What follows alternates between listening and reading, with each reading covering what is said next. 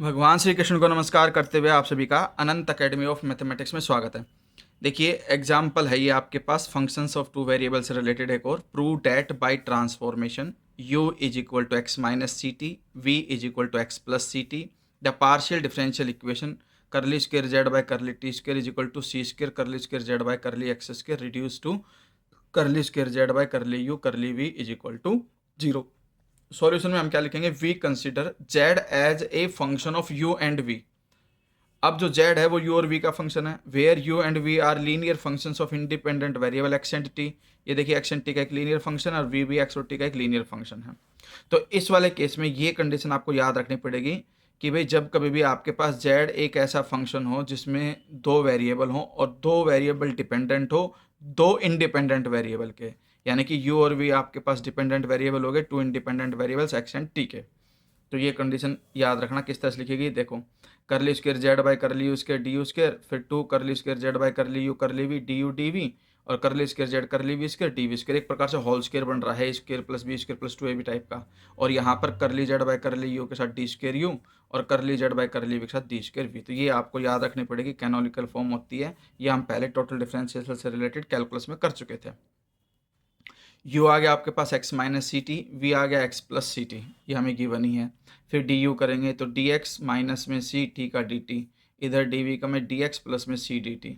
लेकिन अब x और t ध्यान रखना इंडिपेंडेंट वेरिएबल हैं, तो अब डी एक्स और डी टी को अब हम दोबारा जब काउंट करेंगे तो वो हम क्या काउंट करेंगे, कांस्टेंट काउंट करेंगे। और कांस्टेंट काउंट करते फिर से डेरिवेटिव करते ये जीरो हो जाएगा और ये भी जीरो। तो इसीलिए डी स्क्वेयर यू और डी स्क्वेयर वी भी जीरो, क्योंकि x and t are independent variables, so d x and d t are constants. उसके बाद आप क्या करोगे, d square z is equal to में curly square z by curly u square. यहाँ पर देखिए डी यू का होल स्क्वेयर है और डी यू की वैल्यू ये आ गई, तो इसका मतलब डी यू की वैल्यू रखो, उसका होल स्क्वेयर कर दो। फिर टू करली स्क्वेयर जेड करली यू करली वी, यहाँ पे डी यू और यहाँ डी वी की वैल्यू डाल दी और यहाँ पर फिर डी वी स्क्वेयर कर दिया। उसके बाद ये दोनों डी स्क्वेयर यू और डी स्क्वेयर वी इससे जीरो हो चुके हैं, तो वो लिखे नहीं इन्होंने। इसके बाद इन्होंने सिर्फ इतना किया है, इसको होल स्क्वायर को ओपन किया, इसका होल इनको मल्टीप्लाई कर दिया और इनका होल स्क्वायर ओपन किया। और फिर पेयरिंग करके जिसमें डी एक्स का स्क्वायर है ना, डी एक्स का स्क्वायर है वो सारे कलेक्ट करके डी एक्स स्क्वायर कॉमन लेना। जिसमें डी टी का स्क्वायर आएगा पेयरिंग करके डी टी स्क्वायर कॉमन ले लेना। और बाकी मल्टीप्लाई करके डी एक्स डी टी में जब आप करोगे तो देखना कि वो सारे कांस्टेंट होगा। तो आप इसको डायरेक्टली भी लिख सकते हो, d square z is equal to में देखिए डी एक्स स्क्वेयर वाली सारी टर्म कलेक्ट करके वो कॉमन ले लिया, तो ये कंडीशन बची इसके अंदर सेकंड मतलब डेरिवेटिव वाली। करली स्क्वेयर जेड करली u square plus to curly square z करली यू करली वी और प्लस करली square z curly v square d x का square. D x d T में यहाँ जो भी कुछ आएगा वो कॉन्स्टेंट वैल्यू आएगी, इसलिए उस सारी कॉन्स्टेंट वैल्यू को ए मान लिया। और फिर यहाँ पर डी टी स्क्वेयर कॉमन लेकर के ये कंडीशन आ गया आपके पास। यहाँ तक इक्वेशन 1 मान ली, इसको यहाँ पे छोड़ दिया। फिर दोबारा से again regarding z as a function of independent variables x and t, अब एक्स एंड टी का मानेंगे। तो एक्स एंड टी वाले केस के अंदर डी स्क्वेयर जेड जो है सिर्फ इतना ही होगा, बाद में वो वाली कंडीशंस नहीं होंगी, जैसे कि वो लिखते थे ना करली जेड बाय करली एक्स, इस टाइप की।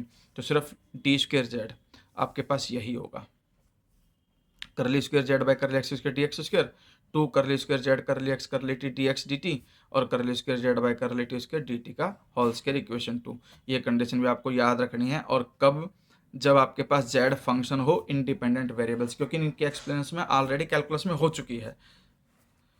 अब हमारे पास ये है कि इक्वेशन 1 एंड 2, इक्वेशन 1 एंड 2 को जब हम कंपैरिजन करेंगे, ये भी डी स्क्वेयर जेड की वैल्यू है और ये भी डी स्क्वेयर जेड की वैल्यू है।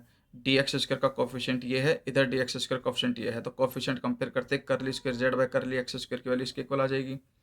सेम वे में जो कांस्टेंट वैल्यू को तो हम कंपेयर करेंगे नहीं क्योंकि उसमें हमें जरूरत ही नहीं है, तो सीधा सीधा फिर डी टी स्क्वेयर का जो कोफिशिएंट है करली square z by curly t square वो इसके इक्वल आ जाएगा। ये दोनों कंडीशंस आ गई, ठीक है, इक्वेशन 3 एंड 4। अब हमें जो गिवन डिफरेंशियल इक्वेशन है वो ये है, इसीलिए हमने इसकी कंपैरिजन नहीं की थी, ठीक है। वैसे भी वो उसके एक इक्वल आता और हमें उसकी ज़रूरत भी नहीं है।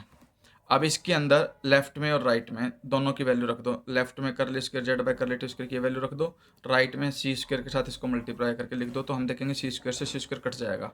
फिर करली square z by curly u square से ये भी कट जाएगा और ये वी स्क्वेयर वाला भी कट जाएगा। ये दोनों टर्में बचेंगी, एक तरफ जा करके माइनस में 4 सी square curly square z by curly u curly we equal to 0 बचेगा। फिर ये कॉन्स्टेंट है, 0 के अपॉन में जाकर के हट जाएगा। यही हमें चाहिए था, यही हमें प्रूव करना था, हैंस प्रूव्ड।